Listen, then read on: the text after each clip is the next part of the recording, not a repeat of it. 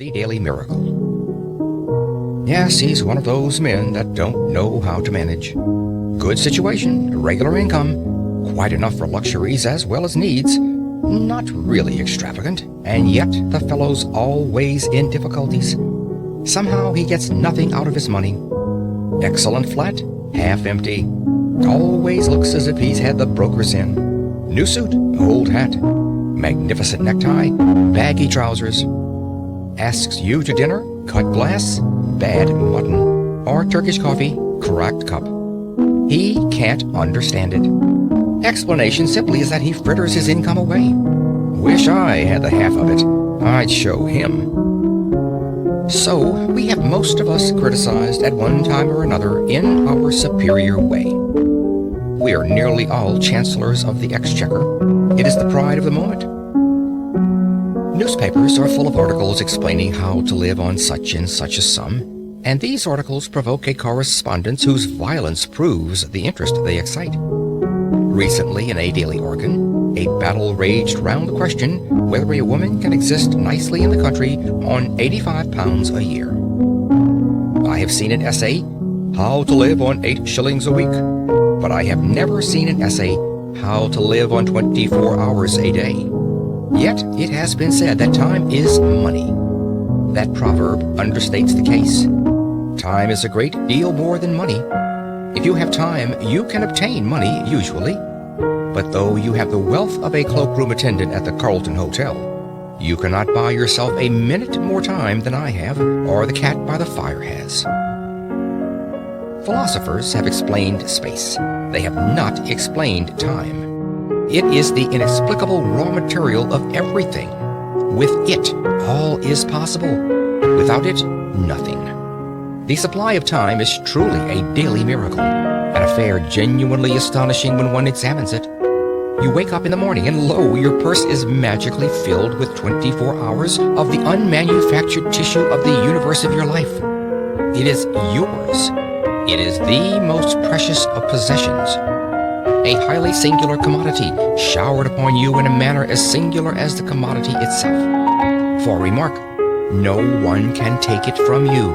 It is unstealable, and no one receives either more or less than you receive. Talk about an ideal democracy. In the realm of time, there is no aristocracy of wealth, and no aristocracy of intellect. Genius is never rewarded by even an extra hour a day. And there is no punishment.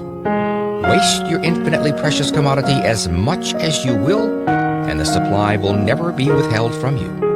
No mysterious power will say, "This man is a fool, if not a knave. He does not deserve time.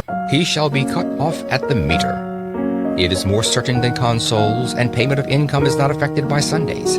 Moreover, you cannot draw on the future. Impossible to get into debt. You can only waste the passing moment. You cannot waste tomorrow. It is kept for you. You cannot waste the next hour. It is kept for you. I said the affair was a miracle. Is it not? You have to live on 24 hours of daily time. Out of it, you have to spin health, pleasure, money, content, respect, and the evolution of your immortal soul. Its right use, its most effective use, is a matter of the highest urgency and of the most thrilling actuality. All depends on that. Your happiness, the elusive prize that you are clutching for, my friends, depends on that. Strange that the newspapers, so enterprising and up-to-date as they are not full of how to live on a given income of time, instead of how to live on a given income of money. Money is far commoner than time. When one reflects, one perceives that money is just about the commonest thing there is. It encumbers the earth in gross heaps. If one can't contrive to live on a certain income of money, one earns a little more, or steals it, or advertises for it. One doesn't necessarily muddle one's life because one can't quite manage on £1,000 a year. One braces the muscles and makes it guineas and balances the budget.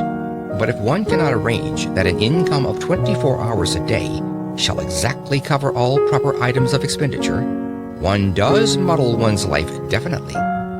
The supply of time, though gloriously regular, is cruelly restricted? Which of us lives on 24 hours a day? And when I say lives, I do not mean exists nor muddles through.